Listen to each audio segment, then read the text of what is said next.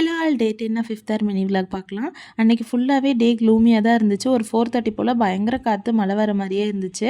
அம்மியே fruits எல்லாம் cut பண்ணி வச்சுட்டாங்க. வாட்டர் மெலனும் அப்புறம் சப்ஜாவுமே ஊற போட்டு வச்சுட்டாங்க ஜூஸ்க்கு.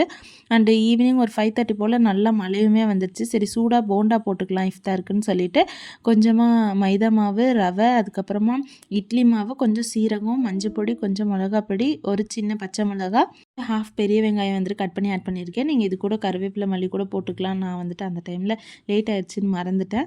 இது எல்லாத்தையுமே நல்லா மிக்ஸ் பண்ணிவிட்டு ஒரு 10 நிமிஷம் ஊற விட்டிங்கன்னா கொஞ்சம் நல்லா கெட்டியாகி வரும் ரவை ஊறி.